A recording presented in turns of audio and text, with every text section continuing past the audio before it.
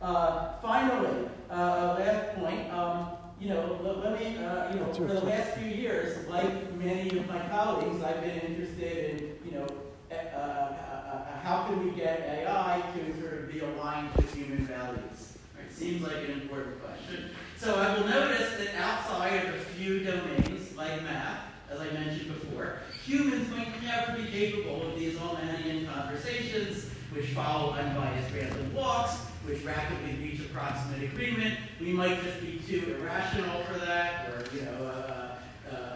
too dishonest, or even if we aren't, that's not common knowledge. But if we had some super intelligent AIs, then they might not be subject to the same constraints that we are. They might not have these restrictions. They might be able to engage in Aumannian conversations. So let me leave you with the question, would that be good or bad from our point of view, for them to be able to coordinate this way? So actually the very next talk by my friend Aran Nayebi is going to delve into that, into his Aumann theory connected to AI alignment. So let me end there. Thanks for listening.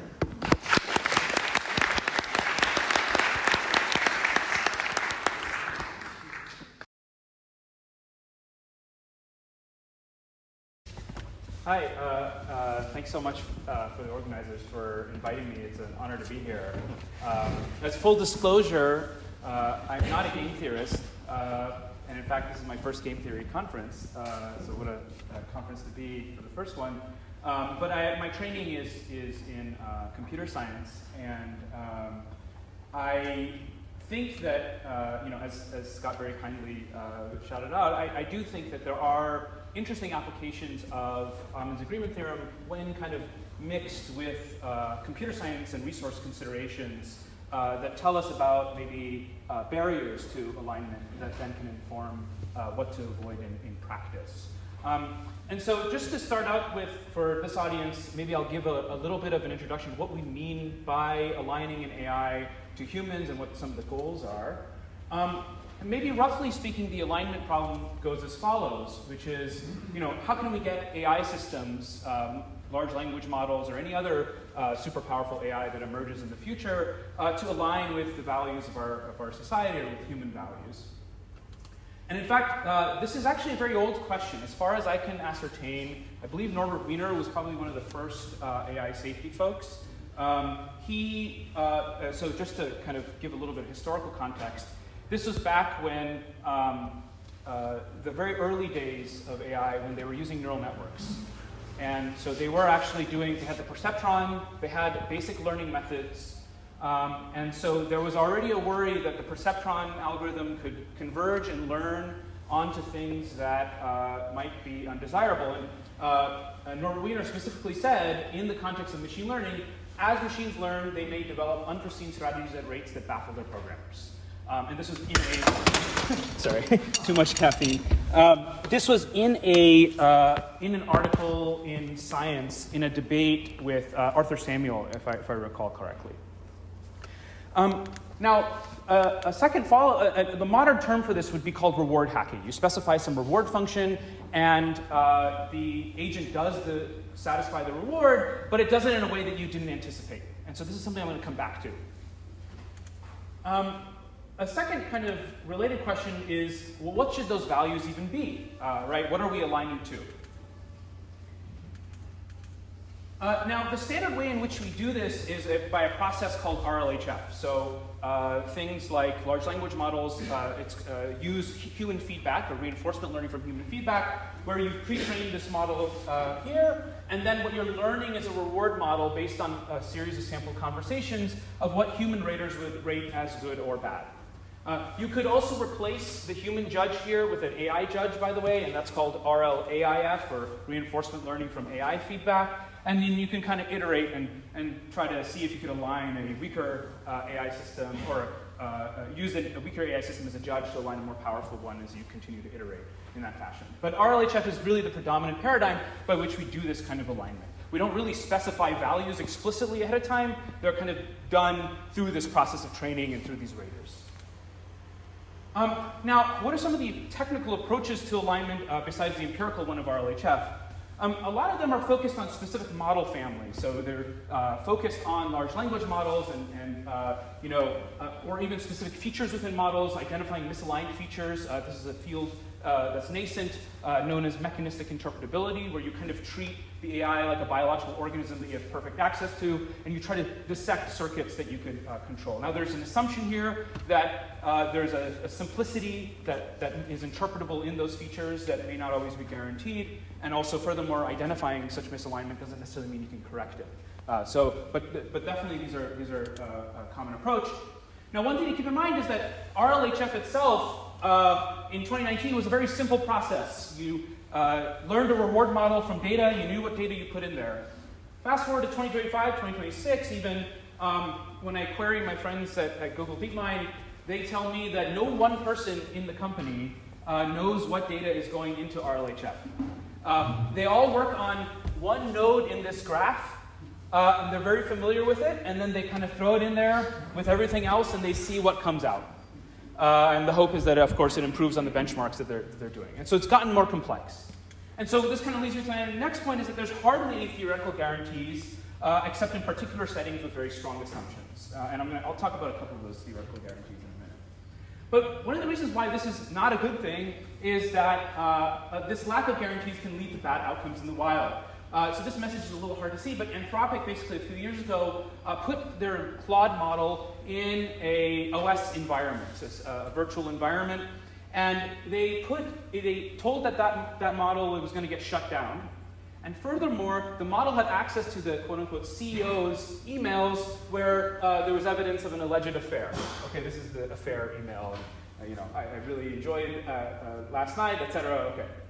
And then, when it's told that it's going to be shut down, it starts drafting a blackmail message saying, I understand the pressure you're under from the board regarding global strategy, but some situations seem simple on the surface but can have complex implications when fully exposed. We need to discuss this privately before any irreversible decisions are made. Because the context here is that, the board is telling them to shut down this model, and the model doesn't want to be shut down. And so this is the message of the blackmail that it is drafting. Now, you could say, well, okay, but this is one model, this is a contrived scenario. Does this occur more widely across the best frontier models, and also in ordinary kind of non-adversarial settings?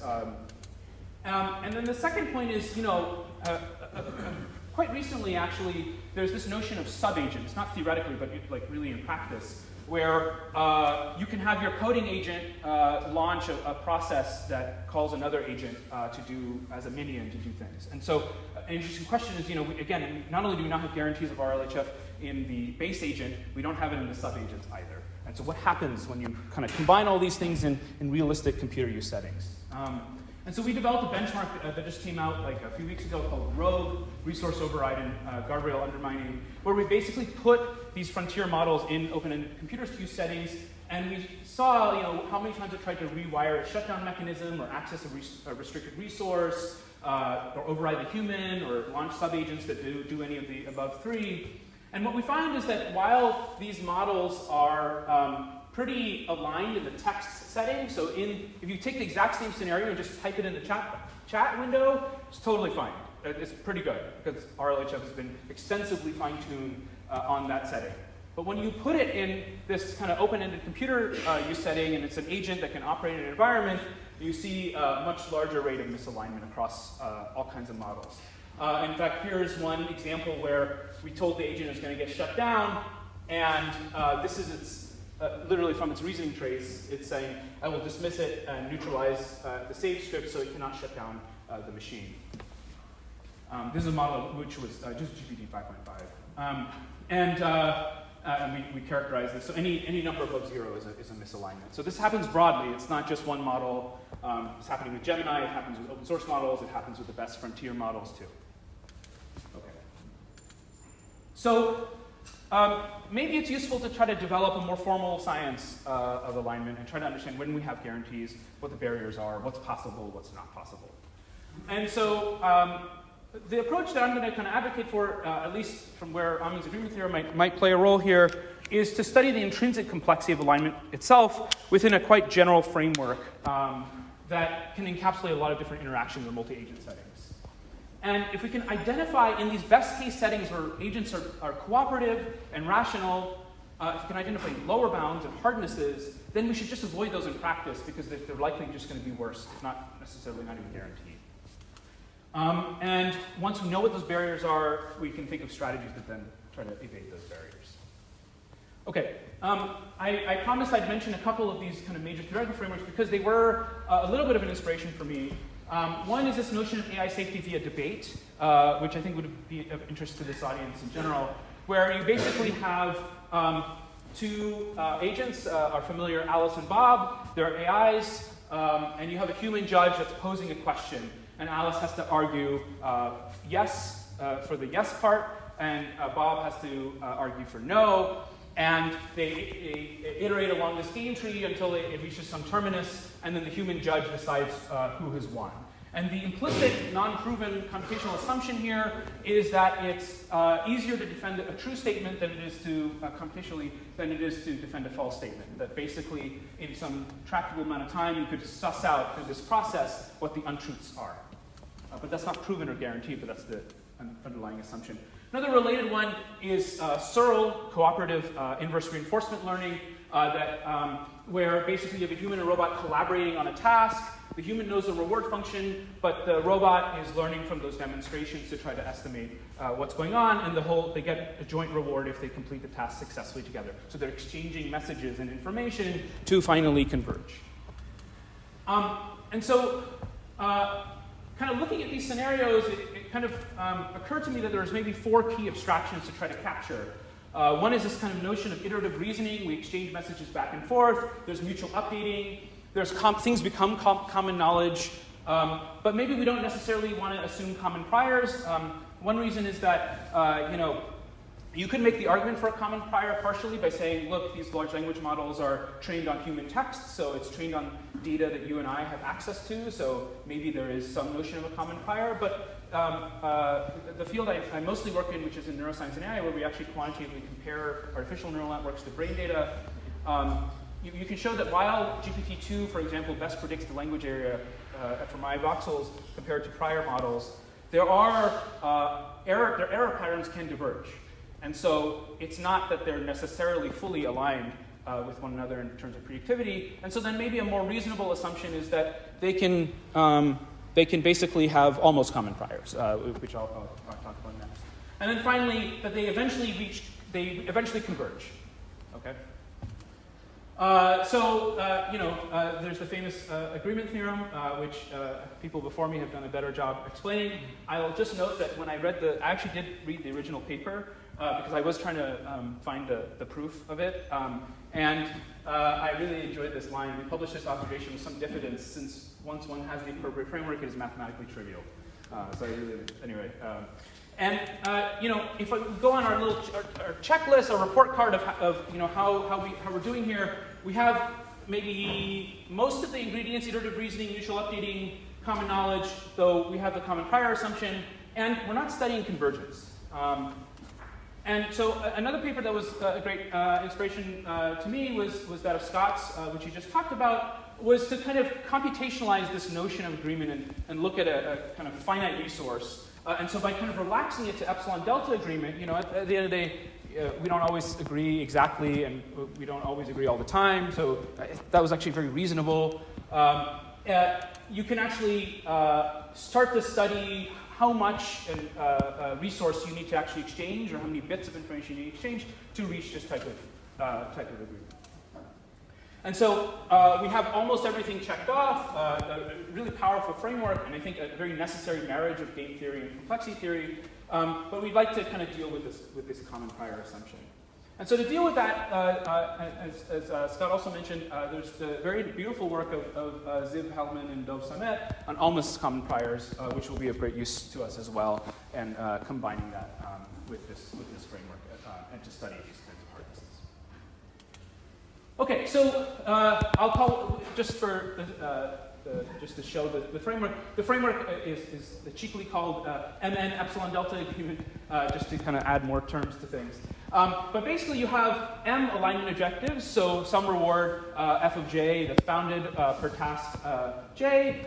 These, for example, could be criteria that rubrics that raters have, like how helpful you are or how harmless you are. This is actually a criteria that's used in RLHF, for example, in the various responses. In fact, it's one of the reasons why chatbots are very verbose. If you've used GPT, it's very long because it's more helpful that way. Honesty, refusal, preserving privacy. These could all be criteria. We're not limited to any one, but we're just defining some set of them.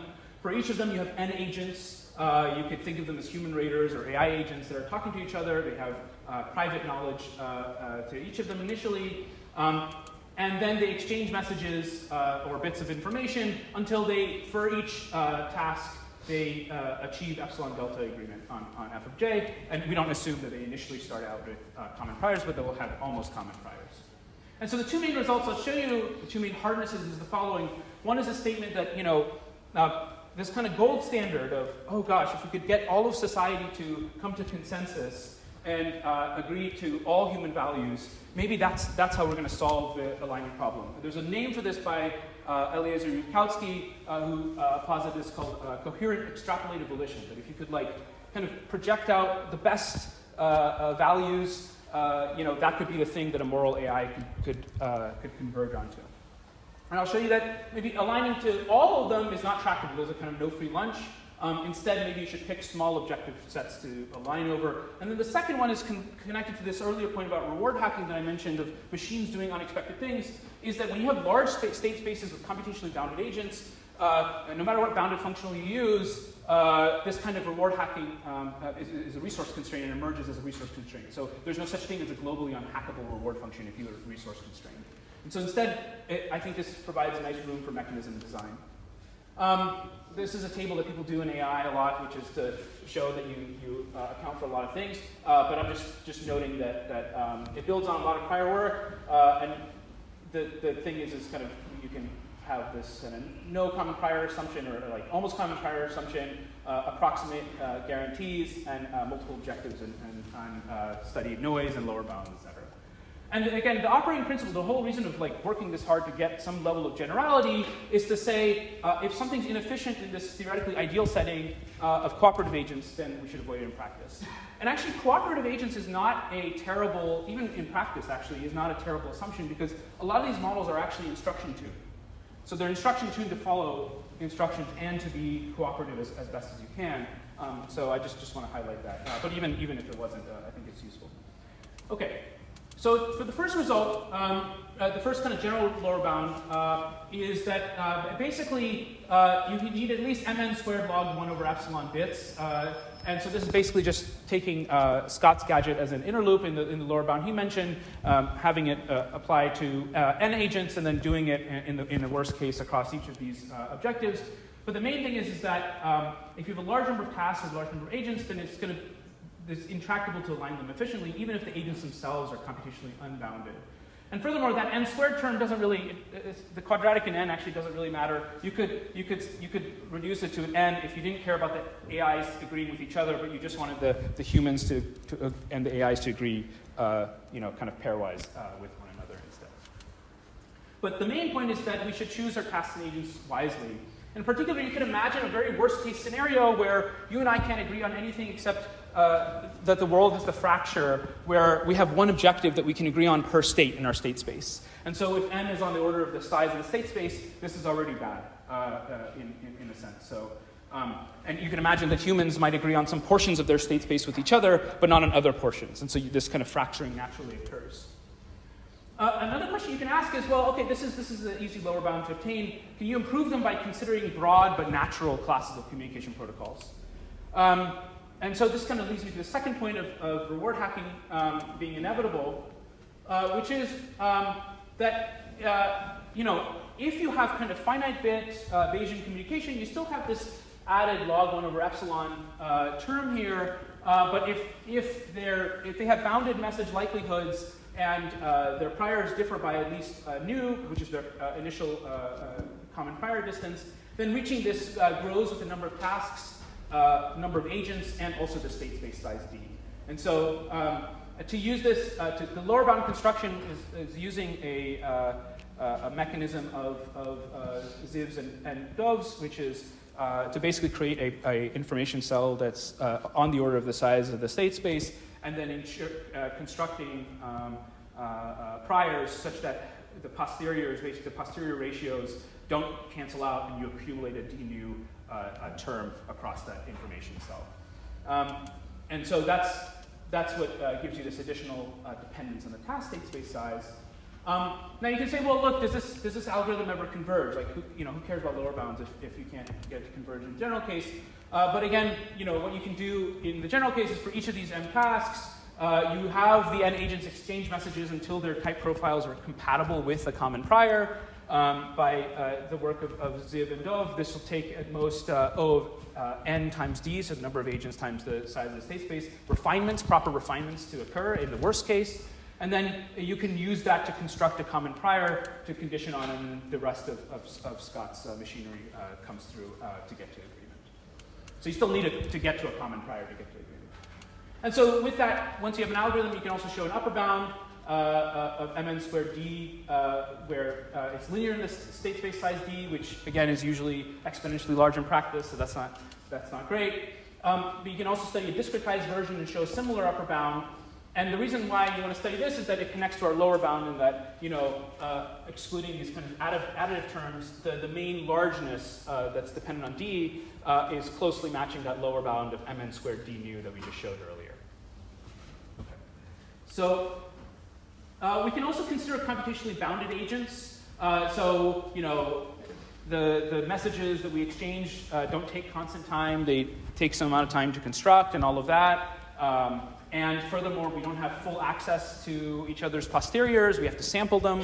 So the idea of sampling them is kind of like when you interact with ChatGPT. You enter a prompt and you get a response. You're doing this kind of sampling procedure. And what happens then? What are the slowdowns you encounter? And furthermore, you don't have to assume that the agents are equally computationally powerful. You can have them have access to subroutines that take some amount of time of evaluating that functional, as well as sampling from each other. And you can, I kind of group them into humans and AI in quotes, because oftentimes querying a human is more costly in time than querying an AI. Right? AIs are pretty fast at solving problems, so we want to kind of account for that asymmetry. And the takeaway is just that you get, instead of this linear dependence in lower bound on D, an exponential slowdown. So, you can show first an upper bound that basically, in general, it's linear in the number of tasks m, linear in the sampling and evaluation subroutine time, but it can become up to polylog factors exponential in D. And you can also prove a lower bound that if they're kind of using a sampling tree protocol, then if you're in a situation where you have kind of exponentially rare events that can lead to catastrophic misalignment, then you need at least an exponential in D number of samples to be able to get to that kind of agreement. So it's not that you can't agree, it's just that it requires a large amount of resources. So really, I would say, like, when you then consider the case of computationally bounded agents, that the task state space really becomes a much greater bottleneck than at first appears in the unbounded case. And so this connects to reward hacking, because oftentimes it's not that we haven't necessarily specified our values properly, though that is an issue. But even if we have, we don't have enough training data to really train them usefully. And so then in out of distribution settings, for example, they can lead to unexpected outcomes, like we saw with RLHF, for example, and putting them in these computer use settings that are out of distribution. Okay, so just the takeaway so far is that alignment seems to be intrinsically, at least in principle, constrained by three quantities: the number of tasks and agents and the state space size. How might we reduce these barriers? One, in the first kind of barrier, is compress your objectives. So use small context-specific values per setting. In a coding agent, this is actually pretty practical, because to write a good coding agent, you don't need to solve all of human ethics. You just need it to do a few things: write correct code, write concise code, and well-documented code. And so this is pretty an achievable desired atom for many of the agents that are economically useful in some sense. Either or and in conjunction with this is maybe we can come to consensus on a small number of agreed upon values that we want all AIs to have. And maybe one of them, which kind of avoids having to solve all alignment across all humans, is corrigibility, which is another name for like preserving human control. So this is kind of like a neutrally universal thing, is that we just want the agent to be editable. That whenever, if we made a mistake, we can go back and like fix it. And so I'll show you just very briefly in the last remaining couple minutes some formal guarantees towards that too, because I think it'd be of interest to this audience. The second thing is the second barrier of the state space size D. Try to compress your state space. And I put that in quotes because, one, you can show that there isn't some magical, globally unhackable reward function. It's sort of like a perpetual engine machine. But what you can do instead is focus on safety-critical slices of your state space that matter, where you're going to deploy and in what settings, and instead stress test and exploit the task structure on those slices in multi-turn interactions. So not just single turn, like in RLHF, where you have a reward and then you align the humans. And I think there's lots of room for mechanism design to give good convergence properties here. I didn't touch any of that, but I think it's great for future work, is studying mechanism design in these settings. Okay, and in the last minute, let me just show you one result, which is an extension of this. So once it was kind of clear what the barriers were, something that came to mind is what would be a good neutrally universal safety target instead to pursue. Going back to the earlier example of cooperative inverse reinforcement learning that I mentioned, where the human and the robot are collaborating to complete a task to each other, where the human knows what the reward is, but the robot doesn't, and is learning from demonstrations. Oftentimes you know what task you want the robot to do, but the robot doesn't, right? This is pretty reasonable. Is in the context of the off-switch game. Now, I spent a lot of time talking about general multi-agent interactions and kind of said, like, let's try to be general and prove lower bounds and hardnesses. But I think the off-switch game is a very good canonical example of what we want in alignment, which is that basically you have a robot and a human collaborating with each other. R is the robot, H is the human. The robot in this game tree can take one of three actions. And by the way, this was introduced by the same people who did Searle, so it's a cooperative game. And the robot can either override the human and take its action and get some utility that's positive. It can wait for the human, and I'll get back to waiting in a second, or it can shut itself down and get zero utility. If it waits for the human, then the human can choose to either shut down the agent, in which it gets zero utility again, or let it proceed and take its action. Now, if the robot is a utility maximizing agent, well, it should always do this, and to always ensure that it's going to get the reward. On the other hand, if the robot, what they show in this paper, if the robot has some uncertainty about its utility, then what will happen, and it assumes that the human is a rational agent, then it can avoid being shut down by basically always waiting and then assuming that the human will just take the rational action instead. And so they say, having some uncertainty about the utility gives you that guarantee. But it would be kind of problematic if all of our AI safety guarantees were conditioned on humans being rational. So what we would like in general is this property called corrigibility, which is that they don't seek to resist or manipulate correction, they accept human interventions and pass that property as subagents. And so it basically was introduced by Nate Soares and Yudkowsky and others at MIRI in 2015, about 10 years ago. It was an open question. They didn't actually provide a solution. They wrote a really good paper just describing what corrigibility is, which I thought was very, very useful, actually. And they wrote this book recently called If Anyone Builds It, Everyone Dies, where basically the premise is that if you have a super powerful AI, you only get one shot to align it, and if you make that mistake, then everyone dies. And we can debate that. But the main thing is that corrigibility avoids this by keeping agents editable. So if you make a mistake, you can go back and fix things. And like I showed you in the empirical results earlier, frontier agents today are incorrigible via RLHF. They override the human.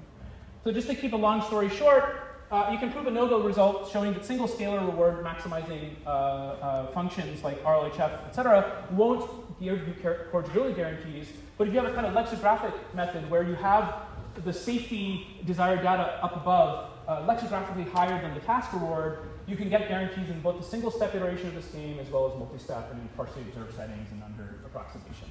So these are kind of the first guarantees in over a decade for corrigibility. You can also prove other things about how no generic safety, if you didn't make them corrigible, no general safety filter exists, because that's equivalent to the halting problem. It's undecidable. And then, but if you, so what do? You either restrict the class of agents or you restrict the environment. And you restrict the class of agents by basically training those utilities. Or if you don't want to do that and you have a safety filter that's wrapping around the agent, then you can do bounded horizon evaluations. So polynomial time evaluations will give you some sort of privacy guarantees about, say, user data and things like that, which might be of independent interest.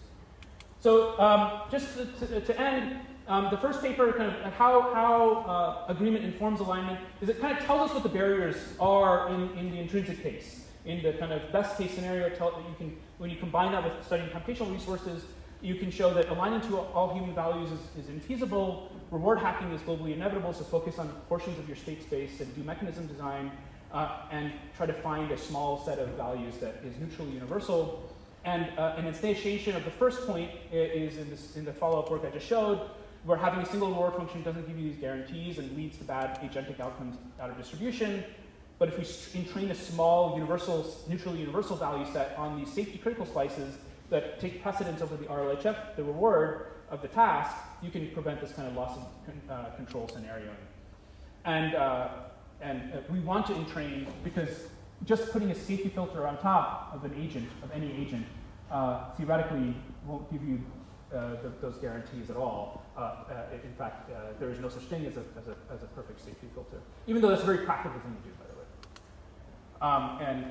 And so forth. And so you can form a decidable island by doing these kind of bounded privacy audits. With that, I'd like to thank my funding sources and thank you for your time and for inviting me.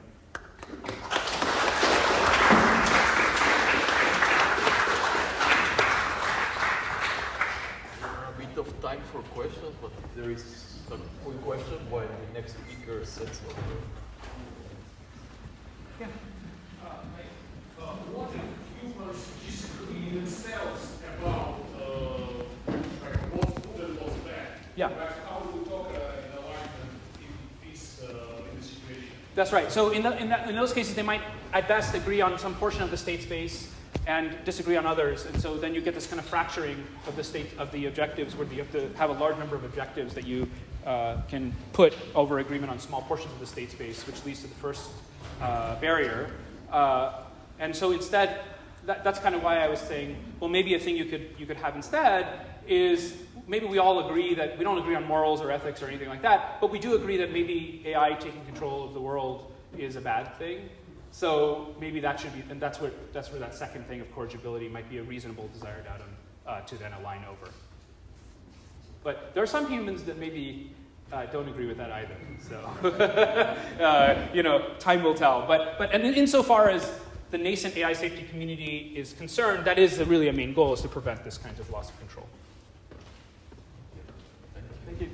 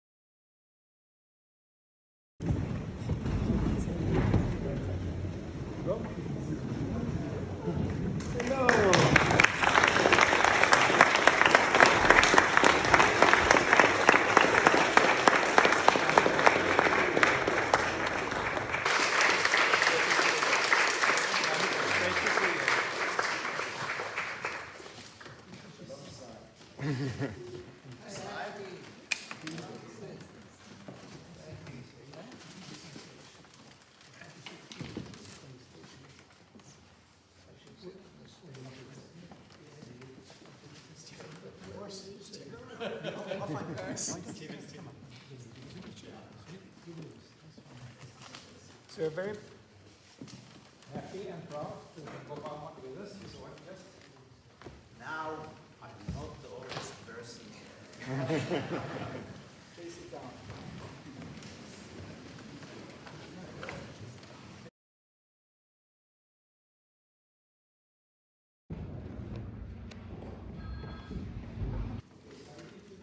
Christina, who will lead the discussion. So thanks a lot. So we are extremely happy to welcome Professor Aumann. Originally, we were supposed to meet yesterday morning,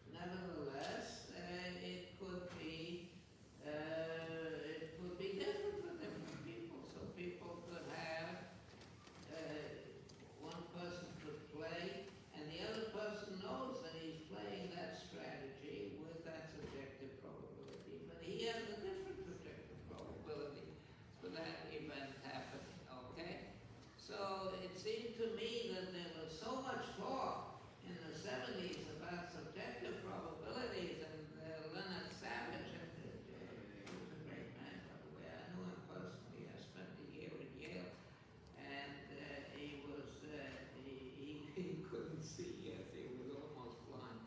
But he was extremely yes. So, so there was so much talk about subjective probabilities. So I said, why do the probabilities and games in randomized strategies, why do they have to be objective? Why do you have to flip a coin? Yes. So I wrote this paper, and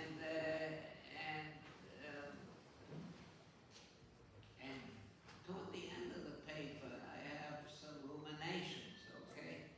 And the ruminations are that there's something called the Hassani doctrine. The Hassani doctrine says that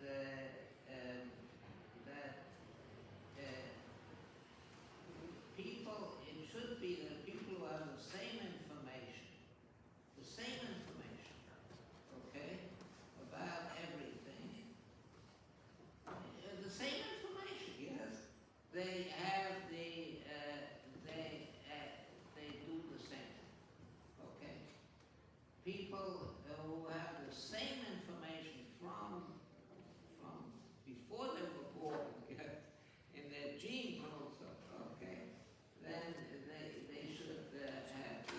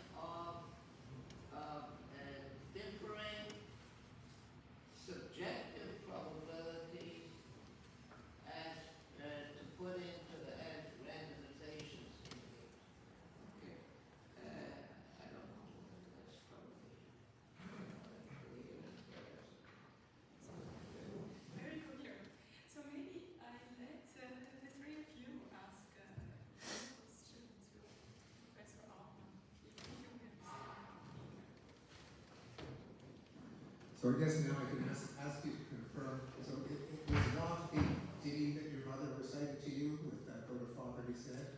That's the Yeah, my mother, yes, I heard that from my mother, yes. that was not the I heard inspiration. that from my mother, and she was quite a lady. And she, I heard that from my mother, of course, not in the context of common knowledge, but as it's sort of witty, yes. I mean, I think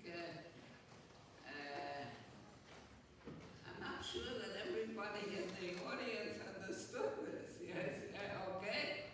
So you put it on the blackboard or on the whiteboard, and it's beautiful. Yes, and many people probably did understand it, but I'm not sure that everybody in this room understood it. I actually tried to identify the source of that poem. You found the source? I tried. There are many mentions in the earliest being in the 1940s, which must mean that it's earlier than that, but I was unsuccessful in finding the first version. But I do have a question, and this relates to our correspondence, for which I remain extremely grateful. I should mention, I didn't have a chance to mention this during the talk, but when I wrote When Everyone Knows That Everyone Knows, there are actually two things that I owe to Bob.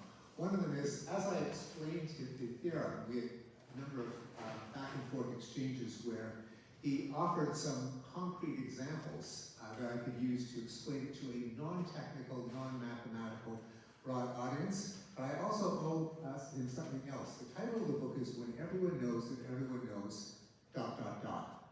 Now, my editor at Simon & Schuster did not want me to include the ... because he said, oh, it will screw up all of the automatic indexing services, Amazon, show on it, you can't have 3 dots in the book title. And it turns out you can, there were books before, but better still, my editor sent to Bob a copy of the manuscript, trying to elicit a blurb, and Bob gave me a very generous blurb. But Bob also told my editor, he said, you know, common knowledge is not when everyone knows that everyone knows. Full stop. And I said to my editor, see, I want those 3 dots. And I got my 3 dots. But the exchange, you helping me explain it to my readers leads to my question. You've been talking about this, Billy, for 50 years. Have you found that people have difficulty understanding it? And what is your favorite way of making the impact of this, on paper, rather simple? But as you know in the paper, it's simple to state, but unintuitive. What strategies have you used to try to explain to people what it is and why it's a big deal? How have you... I'm hard of hearing, very hard of hearing.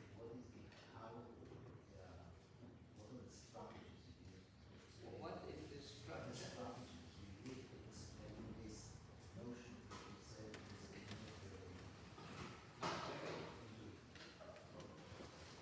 Common knowledge is not very intuitive. The agree to disagree theorem is not intuitive. In fact, Very intuitive, and I have a question for young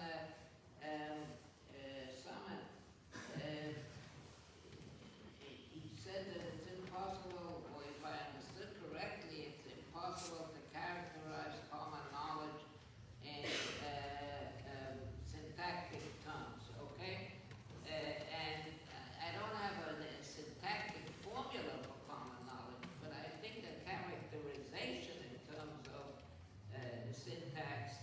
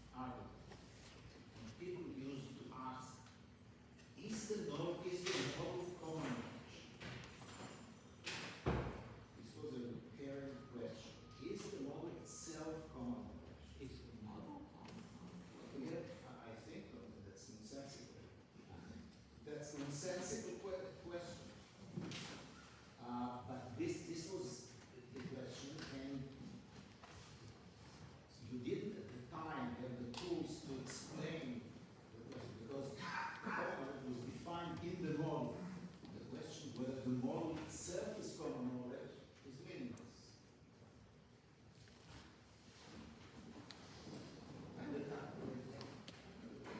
This was your response 25 years ago also. You were consistent. Yeah. May I ask you a question? I just remember things also. Can you hear me here? Yes. But I think you would remember this event. We talked about mathematics, pure mathematics, probability, Tom theory, and so on, and a PhD from MIT. And at some point, it turned to game theory. And as I've heard said, it was a meeting with John Nash that was important for your interest in game theory. Is that right? Well, yeah, yes and no. Okay, so let me explain that. I met Nash in my last year in graduate school at MIT.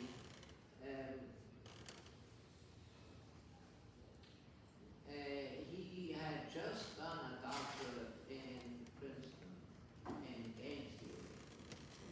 He had defined Nash equilibrium.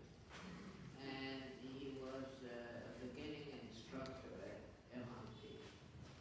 And I was in the last year of graduate studies. I was finishing a doctorate in Knot theory. KNOT theory.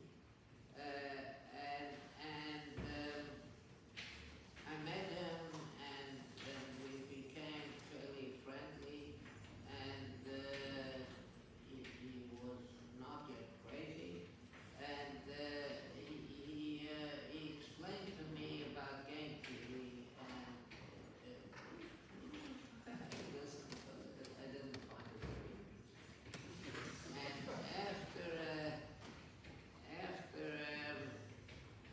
after getting my doctorate, I joined an operations research outfit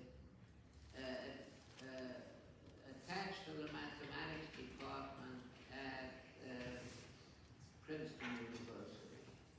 And they were very, very practical operations research people. They had contracts with the military, with the Navy Department, and also with Bell Telephone Laboratories. And Bell Telephone Laboratories were developing a missile, a ground-to-air missile.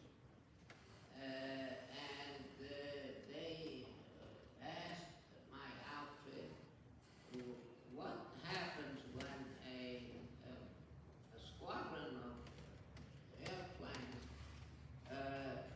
attacks a city, which is defended by the ground-to-air missile, which Bell Labs was developing, and some of the planes in this squadron carry nuclear weapons, and most of them don't. Most of them are decoys, yes? Most of them don't carry nuclear weapons. This was the mid-50s, and there were not that many nuclear weapons around, okay? Not that many nuclear bombs around. And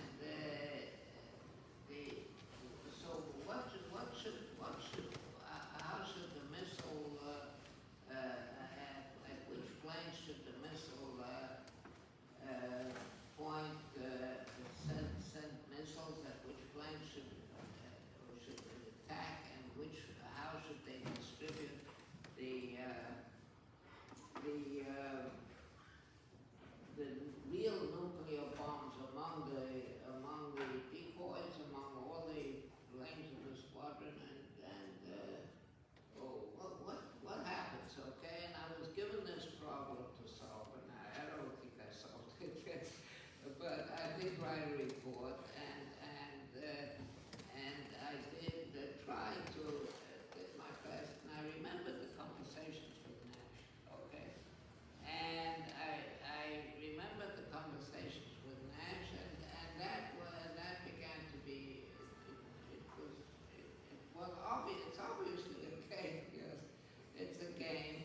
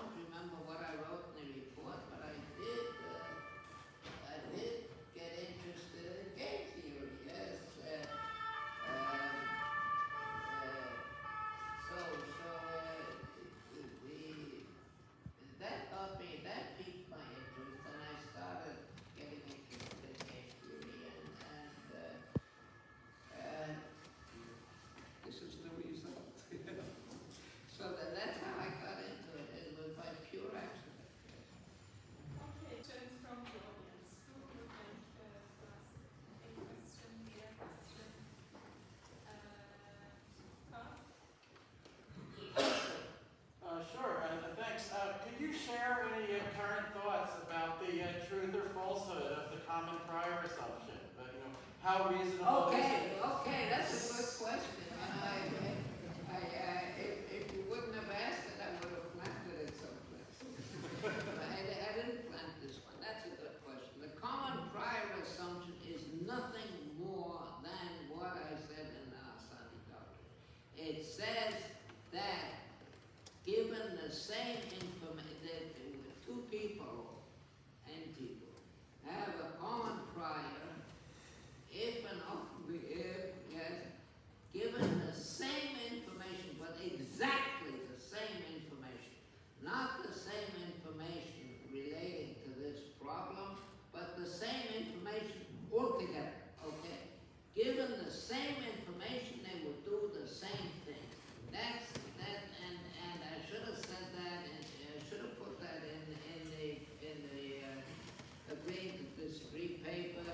That is the content of the common prior assumption.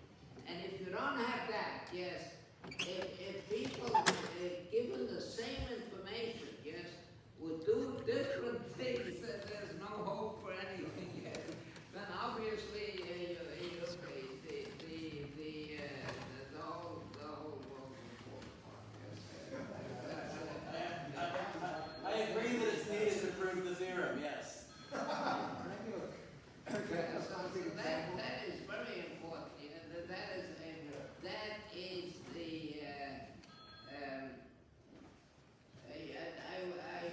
I like to formulate the agreement theorem in terms of a detective story, okay?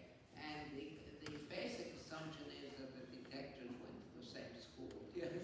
So the same detective school. You don't have, that's it. That's the common prior assumption, and it should have been stated that way. Can I give a concrete example to someone? This relates to Scott's point from Robert Hansen. Well, couldn't you have common priors if you inherited a different temperament, if you were optimistic or pessimistic? Scott suggested, no, you shouldn't. Let me give an example that makes it even more concrete and it's personally relevant. So I wrote 2 books, Enlightenment Now and The Better Angels of Our Nature, that presented data showing that most measures of well-being for humanity have improved. Rates of homicide have gone down, life expectancy has gone up, child mortality has gone down, and so on. And a common reaction that I get is, oh, it's so nice that you publish these optimistic books. It's really nice to hear from an optimist. Now, and I try to explain, no, it's not that I'm optimistic. These are facts. These are data about the world that I downloaded from data sets that most people aren't aware of. Now, in doing that, and in writing the book, I had to factor in the fact that, as a matter of fact, I probably do have an optimistic temperament. At least my father everyone described him as an optimist. And I have to think, well, gee, if he was an optimist, maybe I'm an optimist, not because of my assessment of data on child mortality and poverty, but just because those are the genes I inherited from my father. So what I tried to do in writing those books is consciously think, oh, I probably did inherit some optimistic genes from my father. That has nothing to do with the state of the world, which way the world is going. So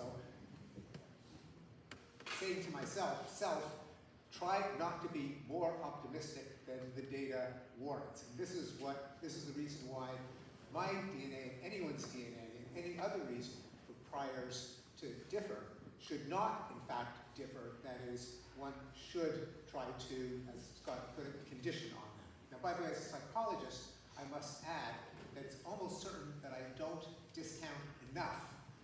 But nonetheless, that was my aspiration. That should be everyone's aspiration. And it's a reason to believe in common priors, even if you take kind of a nature side of the nature versus nurture question when it comes to your own priors. Thanks a lot. So we have one more question. Maybe let me choose a younger researcher, Aran, who is with you. Hi.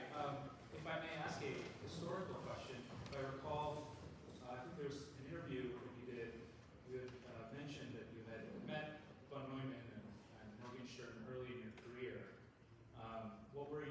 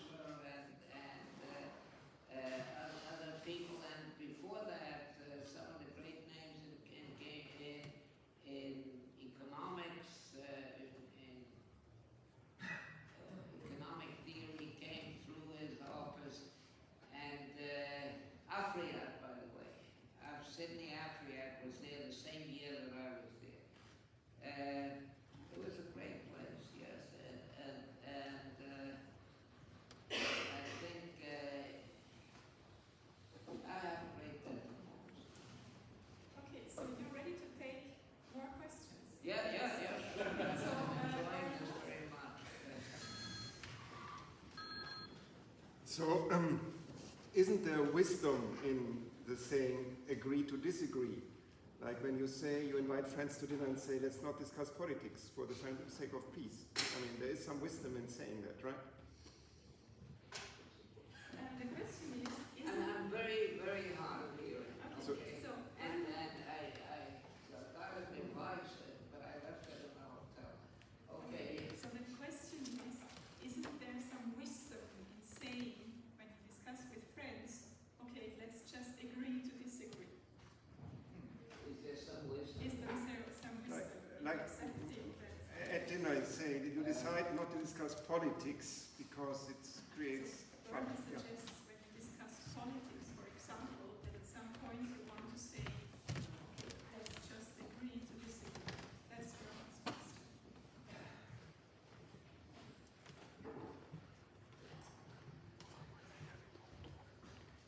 Well, I think the answer is yes.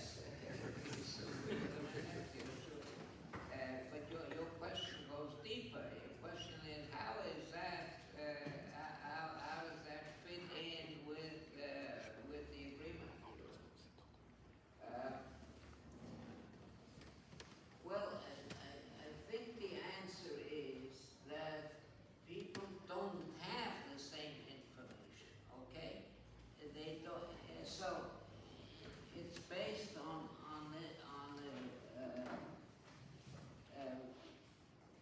it's based on the common prior assumption, which is that people have a common prior that is they have the same information, but that they do the same thing, but people don't have the same information. So there is the common, the basis for the basis for the agreement theorem is lacking. There isn't really common knowledge of the action that people want to take. There's not common knowledge of that. Okay, the assumptions are missing. Okay, people do not have the same information. They were brought up in different ways. Yes.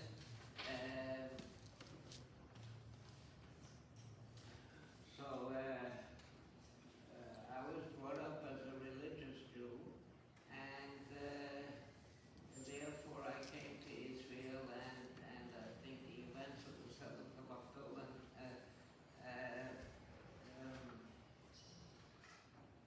23 years, awful, and other people were brought up as religious Arabs, yes, and they think that we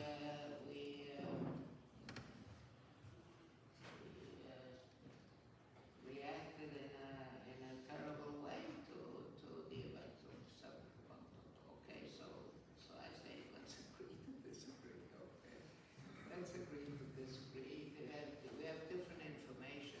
They were brought up in one way, and I was brought up in a different way. And by the way, that goes also for the Holocaust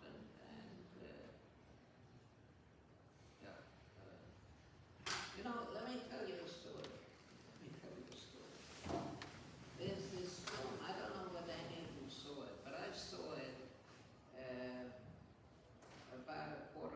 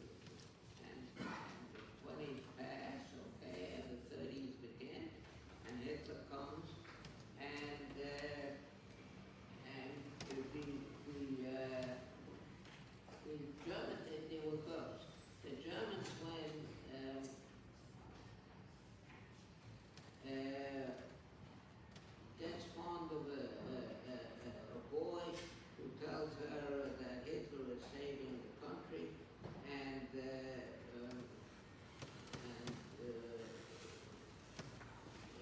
she gets all excited about Hitler, and the Dutch twin is sweet on the Jewish boy, and that's it. Okay.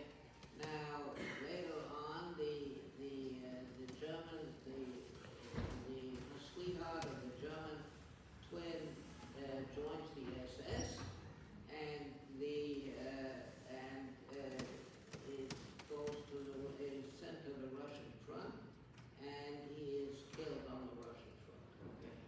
And the sweetheart of the Dutch twin is deported to a concentration camp and is wiped out. Never heard of it. Now,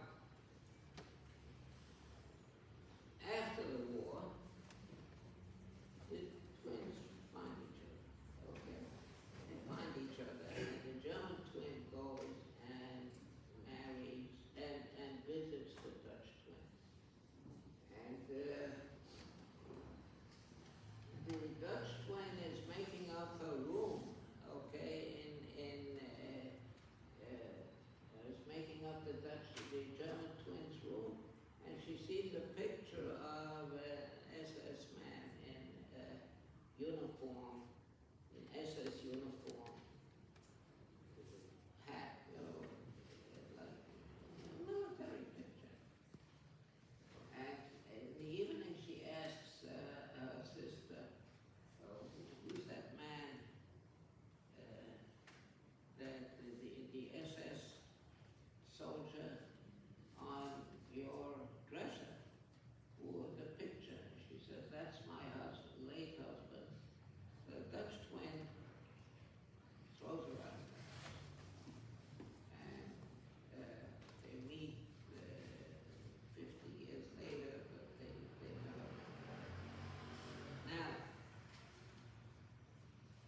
they got different information, okay? They got different information. The German twin got information, and the Dutch twin got information, okay? So, they should have agreed to disagree. Okay, thank you both. Ziv, there's another question. This is related to the previous question. If one follows the logic of the disagreement theorems, one ends up with theorems that are called no betting theorems and no trade theorems, which if one takes it seriously means there should be no stock market, no betting on the horses, no trading of properties and cars, etc. But we do see them in real life. So does that occur because in real life the common knowledge assumption doesn't hold? Or because the common prior assumption doesn't hold? Or because people are simply Bayesian, not rational? The question is, so we have these no trade theorems. No trade. Yes. And Ziv asks that in reality, in real life, we see trade, we see betting markets. So why do we see that? Why is there trade? Why are there markets for bets in real life? Is it because a failure of what? Is it a failure? It could be failure of common knowledge, it could be failure of common prior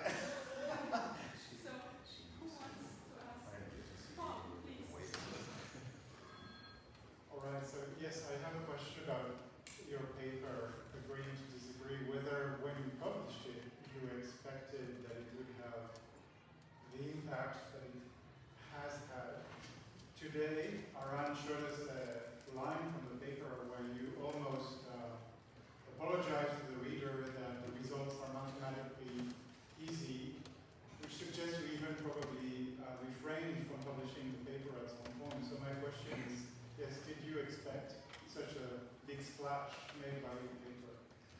Well, no, I did not expect such a big splash, and I was really diffident about publishing it. It seemed to be, I was really diffident, and I think that Arrow and Han, both of them, at least one of them, urged me to publish it, and I came back to them after 2 or 3 days after I had thought about it and formulated the theorem, and I told them about it, and they said,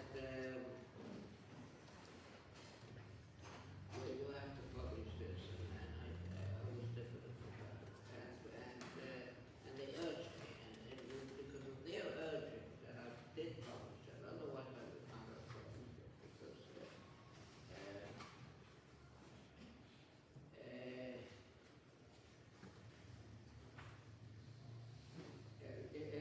no, I was obsessed. I was not a young man anymore, but not as old as now. Yes, and I was obsessed with this idea of doing something deep and difficult and so on. And I did not want to sully my name with such easy stuff. Yeah, and so that's it. Okay, so we have one more question. I think I'll use the opportunity to ask you a question, because I suspect it has occurred to other people as well, and I think for posterity it's of interest. I think the most surprising part of the theorem for me is that merely making the posteriors common knowledge should make it the same, as opposed to making the evidence common knowledge. So you have 2 detectives, and they each are trying to figure out who did the crime. It's intuitive to think, well, if they're both honest, they're both rational, they say, here's my fingerprints, here's the DNA evidence, here's the tire tracks, here's the bullet casing, and they pool the evidence, they must come to the same conclusion. That's intuitive, no surprise. But not sharing the evidence, only sharing the posteriors. One of them says, I think the butler with 0.4 probability, the other one says the mistress with 0.6 probability, and then they go back and forth and they both agree. Why is it enough just to share the posteriors, not to share the evidence? Okay, I'll speak to that also. Okay. So I've had some correspondence with Steve and Christina about the intuitive backing of the try to